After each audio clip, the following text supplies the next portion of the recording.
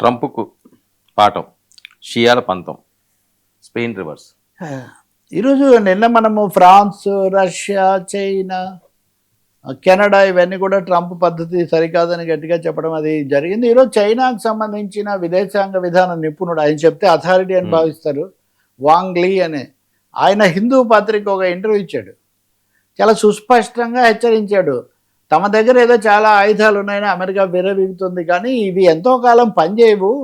Trump తను అనుకుంటున్నాడు ఏకపక్ష పెత్తనం ప్రపంచం మీద యూనిపోలార్ వరల్డ్ ఏర్పడిందని ఆయన అనుకుంటున్నాడు. ఏకధ్రువ ప్రపంచం ఏర్పడింది, నా మాటే చెల్లుతుందని. ఇక ఏర్పడింది ఏకధ్రువ ప్రపంచం కాదు, బహుళ ధ్రువ ప్రపంచం. ఈ ప్రపంచంలో అనేక శక్తులు ఉన్నాయి, ఈ శక్తులన్నీ ఏదో ట్రంప్కు లోబడిపోతాయని ఇది ఎప్పుడు లేదు. చైనా ఏ రోజు అస్పష్టంగా లేదు, చైనా ఏ రోజు కూడా ఇరాన్ మీద జరుగుతున్నటువంటి దాడిని ఏ రోజు చైనా సమర్థించలేదు, భవిష్యత్తులో కూడా సమర్థించదు. ట్రంప్ కొద్ది రోజుల్లో ఆయుధాలకు సంబంధించి, ఆర్థిక వనరులకు సంబంధించి, విధానానికి సంబంధించి సంక్షోభంలో పడడం చాలా ఖాయం. అమెరికా కూడా ఈ శృతి మించిన ఆధిపత్య రాజకీయాలకు వెళ్తే దెబ్బతినడం అనేది జరుగుతుందని ఒక తీవ్రమైన, ఒక స్పష్టమైన హెచ్చరిక చైనా నుంచి అది వచ్చింది. అది కూడా కాకుండా ఈరోజు స్పెయిన్ కూడా సోషలిస్ట్ ప్రధానమంత్రి ఉన్నారు.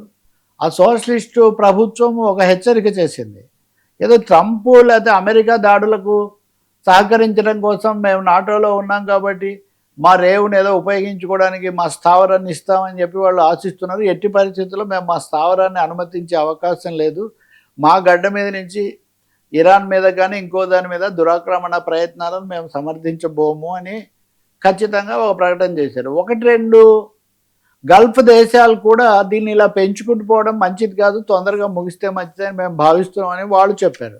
ఇది కాకుండా అండి, అమెరికా సెనెట్ కూడా నిన్న ఈ విషయాన్ని చర్చించింది. అసలు అధ్యక్షుడు ఇష్టానుసారం నిర్ణయాలు తీసుకొని యుద్ధాలు ప్రారంభించే విశేష అధికారాలకు కొంచెం కత్తెరేస్తున్నారు అని అందరూ భావించారు. కత్తెర వేయలేదు, కానీ ఆమోదం తెలుపుతూనే కొంచెం జాగ్రత్తగా ఉండాలనే మాట అయితే చెప్పారు. నిన్న మనం మాట్లాడుకున్నట్టుగా పెంటగాన్ కూడా ఇంకో 10 రోజుల్లో ఆయుధాలు, మిసైల్స్ అయిపోతాయి, ముఖ్యంగా మనం ఏం చేయాలో చూడాలని. అన్నింటినీ మించిన ఒక పెద్ద హెచ్చరిక ఏంటంటే ఫైనల్గా కుర్దులకు ఆయుధాలు ఇవ్వాలి. కుర్దులు అంటే అరబ్బులు, కుర్దులు ముఖ్యమైన వాళ్ళండి. కుర్దులే మీకు సద్దాం హుస్సేన్ ఇరాక్ మీద కానీ చాలా దేశాల్లో కుర్దులు ఉంటారు, ఈవెన్ పాకిస్తాన్లో కూడా ఉంటారు కొంతమంది. సో ఇక్కడ ఈ కుర్దులకు ఆయుధాలు ఇవ్వాలని ట్రంప్ దుస్సాహసమైన నిర్ణయం తీసుకున్నారు.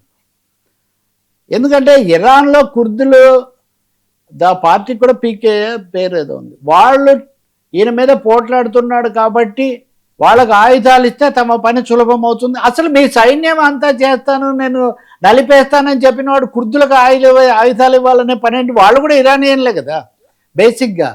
కాబట్టి కుర్దులకు కనుక ఆయుధాలు ఇవ్వడం మొదలు పెడితే, ఇరాక్లో ఉన్నారు వాళ్ళు, ఇరాన్లో ఉన్నారు, సరిహద్దుల్లో ఎక్కువగా ఉన్నారు, టర్కీ దగ్గర కూడా ఉన్నారు, చాలా దేశాల్లో కుర్ద్ ప్రాబ్లం అనేది అరబ్ దేశాలకు ఒక ఎడతెగని సమస్య. ప్రాబ్లం కూడా ఏం కాదు, వాళ్ళ జీవించే హక్కు వాళ్ళకు ఉంది, కానీ ట్రంప్ కుర్దులకు ఆయుధాలు ఇవ్వడం అనేది అంతర్యుద్ధానికి దారితీస్తుంది.